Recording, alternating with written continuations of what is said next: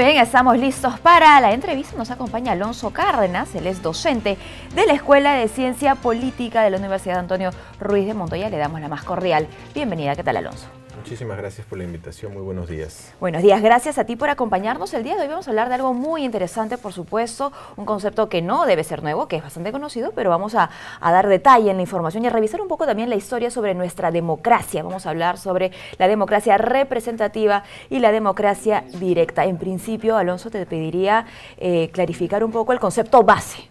¿Qué es la democracia? Bueno, la democracia es uno de los conceptos fundamentales del estudio de las ciencias sociales y de la ciencia política, ¿no? Existen muchísimos autores que han abordado este concepto. Digamos, la etimología quiere decir el gobierno del pueblo, ¿no? Demos kratos, así es, ¿no? Pero, digamos, en las vertientes diferentes de las escuelas de ciencia política podemos encontrar algunas definiciones, ¿no? Por ejemplo, nosotros en el Perú tenemos una democracia presidencial, ¿no? Es decir, el eje de la representatividad recae en el presidente de la República, que es el que personifica a la nación. Otros estados, básicamente los que han estado bajo la influencia del Commonwealth británico, tienen una democracia parlamentaria, ¿no? Que, digamos, Canadá, Australia, el Reino Unido, el poder no recae tanto en el presidente, no tienen un presidente sino un primer ministro, que responde al parlamento, ¿no? Otras civilizaciones, bueno, tienen otras maneras de organizar el Estado, ¿no? Tenemos algunos estados teocráticos, ¿no? Donde el poder recae básicamente en la religión y, bueno, digamos, así es el juego que hay político actualmente, ¿no? Y qué bueno que nos plantees este escenario para entender en principio que no todas las democracias son iguales, ¿no? Que si bien es un sistema político, existen diferencias según el país, el Estado, por supuesto. Ahora vayamos a la democracia representativa y la democracia directa. ¿Desde cuándo hablamos de estos tipos de democracia, sabiendo que hay además otros, ¿no? Bueno, o sea, si hacemos un breve viaje en el tiempo, digamos, el concepto de democracia representativa, como su nombre lo indica, quiere decir que yo te delego la representación de mi persona para que puedas ejercer algún tipo de mandato en un periodo determinado, ¿no? En los gobiernos monárquicos, digamos, el monarca era el elegido por Dios, ¿no? Él tenía un mandato divino, pero los hombres con dinero y con poder tenían cierta representatividad para llegar al monarca, ¿no? Digamos, esto en las ciudades-estado en la Edad Media. Luego hay una evolución y ya no eran solamente los hombres blancos y con dinero los que tenían acceso al monarca, sino que digamos, los pequeños burgueses, los artesanos, los pequeños comerciantes también empezaron a tener llegada de representación hacia este tipo de manera de organizar el poder. Después, ya con la llegada de la Revolución Francesa, ¿no? Que es el ícono de este tema, ya no solamente son las burguesías y los hombres con poder y con dinero, sino también los campesinos, ¿no? Digamos, las clases menos favorecidas. Y, digamos, a lo largo del tiempo, la gran batalla, la gran lucha para abrir el debate público ha sido la incorporación de efectivamente más actores en la toma de decisiones. Por supuesto, ¿no? Que cada vez se vean más grupos representados, Exacto. ¿no? Y hay que entenderlo hasta hace algunos pocos años nada más. O sea, el proceso de solidificación de nuestra democracia sigue en pie cuando se incluye a la mujer. Por ejemplo, la mujer hace muy pocos años, hace 60 años recién tiene la capacidad de votar, ¿no? Es poco, mira que estás retrocediendo hasta la edad del medioevo, ¿no? Y no solamente las mujeres, sino, digamos, los otros grupos que han sido históricamente marginados. Porque, o sea, si nosotros hablamos, los únicos que podían, digamos, tener representatividad eran los hombres blancos y con propiedad, ¿no? De ahí se ha ido abriendo a las mujeres, a los pueblos originarios, a los grupos indígenas, a los afroamericanos, ¿no? Y de ahí el gran debate ahora en América Latina es incluir a las poblaciones LGTBI, ¿no? Que también empiecen a tener más derechos y mayor representatividad. E históricamente, y esto lo menciona pues uno de los grandes estudiosos de los partidos políticos, Maurice Duverger, el vehículo institucional, histórico para este diálogo entre la sociedad y el Estado, en términos de representatividad, ha sido pues el partido político, ¿no? el partido político que últimamente, no solo en América Latina ni en el Perú, sino a nivel mundial, ha entrado en una crisis de representatividad. Si nosotros vemos los últimos reportes del Latinobarómetro, ¿no? Estas encuestas que se hacen a nivel regional, cada vez la gente se siente menos representada por el partido político. Entonces la pregunta es, ¿qué ha pasado? ¿No? ¿Por qué? Y yo imagino que son múltiples los factores, pero si tenemos que ceñirnos a nuestra realidad, a la realidad social política peruana, por ejemplo, ¿qué consideras tú que ha pasado en el tiempo? Bueno, yo creo que los partidos políticos han perdido mucha legitimidad por diferentes escándalos de corrupción. También digamos, yo me presento a una contienda electoral con un programa y llego al poder y ese programa se modifica, ¿no?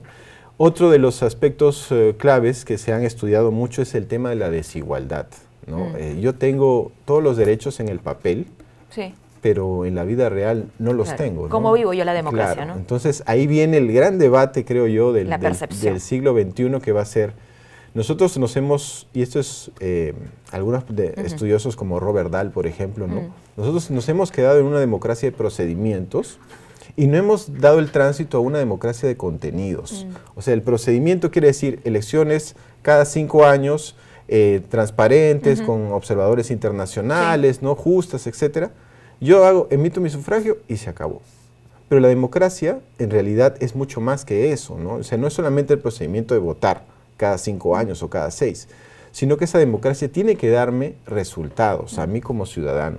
O sea, yo tengo unos derechos consagrados en la Constitución, el derecho a la seguridad, a la vivienda, a la salud, etcétera, a la educación, pero la democracia no está respondiendo a esos derechos que yo tengo, ¿no? Entonces, ahí entra el tema de la gran crisis de los partidos políticos. Y se amplía el abanico también, porque no hay que darle la responsabilidad exclusivamente a las organizaciones políticas, ¿no? Así es. Por ejemplo, digamos, Robert Michels, ¿no? Otro de los estudiosos de los partidos políticos, señala que efectivamente el mundo y la sociedad se ha complejizado muchísimo. Si nosotros volvemos a la Edad Media, pues eran muy pocos los actores que estaban involucrados en la toma del poder. ¿Cómo representar a tantos en la actualidad, tantos intereses, ¿no? Inclusive ya no solamente a nivel nacional, ¿no? Porque, por ejemplo, si nosotros vamos a Grecia, ¿no? Hace pocos años, el plebiscito era con los organismos internacionales de banca y finanzas, ¿no? El Banco Mundial. O sea, era decir, oye, nosotros somos autónomos y el Banco Mundial, ¿qué tiene que ver con nosotros? Y entonces ahí entran los mecanismos de representación, digamos, tradicional.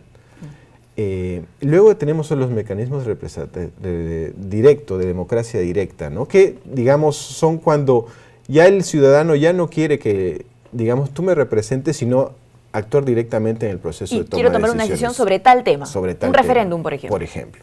Y digamos, ahí hay de todo, ¿no? El caso más reciente es el Brexit, ¿no? Donde la ciudadanía británica votó para salirse o quedarse en la Unión Europea. Para mí fue un error salir, ¿no? Pero fue una decisión directa.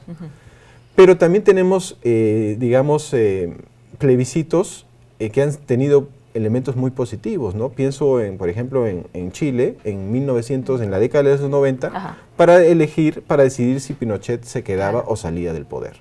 Entonces, ahí la población... Una historia, hasta película. Por supuesto, han dicho, ¿sabes qué? Sí o no.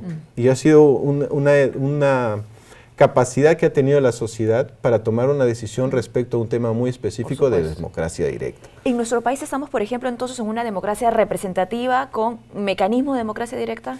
Ese sería, digamos, Norberto Bobbio decía que nosotros tenemos mecanismos efectivamente de representatividad, pero estos mecanismos de democracia directa él los llamaba la extensión de la democracia, ¿no? O sea, no es que uno o el otro, sino que deben complementarse y cada uno tiene que tener un diálogo con su contexto.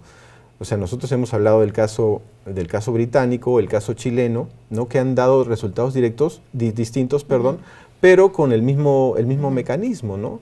En el 2005... Hace poco en Ecuador, me parece también. Claro, en Ecuador también hubo sobre la reelección indefinida. En el 2005 también hubo un referéndum sobre la Constitución Europea en Holanda y en Francia y la gente votó que no. ¿no? Entonces, depende mucho, No hay, digamos, soluciones mágicas, sino nosotros tenemos que entender en qué contexto nos estamos desenvolviendo. Ahora, el uso de ese tipo de herramientas, ¿no?, o mecanismos de democracia directa depende básicamente de la actividad de la población, de qué tanto la población desea efectivamente manifestarse. Y también el nivel... o de la agenda, o es, digamos, un complemento entre autoridades y que autoridades escuchen a sus representados. Es que también el tema es la cultura política de cada una de las sociedades, ¿no? Ese es un elemento fundamental. ¿Cuántos conocen que existen estos mecanismos? Digamos, ahí creo que nosotros en el Perú tenemos muchísimo trabajo que hacer, ¿no? Tenemos que fomentar efectivamente la cultura política, ¿no? Y yo creo que espacios como este nos ayudan bastante, ¿no? Porque hace un poco salió un libro que se llamaba ¿Por qué fracasan los países?, ¿no? Y tiene muchísimo que ver con el tema que nosotros estamos hablando. Y en ese libro, los dos autores, Robinson y Acemoglu, hacen la pregunta básica de las ciencias sociales: ¿por qué a unos les va bien y a otros les va mal?, ¿no? Y la diferencia era que los países llegan a desarrollarse por la calidad de sus burocracias, de sus instituciones políticas. Entonces, nosotros tenemos que apostar mucho por eso, en la formación de nuestro servicio civil, en la calidad de nuestros representantes, en ejercer de una manera prudente el presupuesto público, ¿no? Yo veía las estadísticas del Ministerio de Economía y Finanzas, y en el año 2006 el presupuesto público del país era 53.000 millones de soles. En el año 2017 era 143.000 millones de soles, o sea, se ha triplicado en 10 años. Pero los problemas se mantienen igual. Volvemos al tema que estábamos conversando hace algunos minutos. La democracia de contenidos no es un problema de falta de recursos, es un problema de la capacidad que nosotros tenemos como servidores públicos para gestionar los recursos del Estado. Tenemos los recursos, pero nos falta todavía mucho conocimiento técnico, especialización, etcétera. Y qué bueno que lo menciones, porque si bien no tenemos la posibilidad de escoger a todos los funcionarios públicos que sirven en nuestro país, sí escogemos a nuestras autoridades. Y estamos justamente a meses de un proceso electoral en el que tendríamos que pensar y ver muy de cerca cuál es la situación de nuestro país y qué quisiéramos, ¿no? Bueno, con miras al 2021, por ejemplo. Claro, o sea, ¿cómo vamos a nosotros recibir el bicentenario, ¿no? Hay mucha expectativa sobre eso, es una fecha simbólica muy importante para nuestro país, y creo que la apuesta debe ser en fortalecer todavía más la burocracia estatal, porque es la que, en fin, toma las decisiones, maneja el presupuesto público, está presente en todos los rincones del país, y las necesidades de nuestro país son pues enormes, ¿no? Yo creo que el tránsito que nosotros debemos dar hacia una democracia por contenidos, ya no solamente una democracia por procedimientos, citando a Robert Dahl, es a través de una revolución que se tiene que hacer en el aparato público, ¿no? Entonces, yo creo que este proceso de tránsito de democracia de contenidos a democracia de procedimientos pasa básicamente porque, por ejemplo, en tema de la representatividad, ¿no? Sí.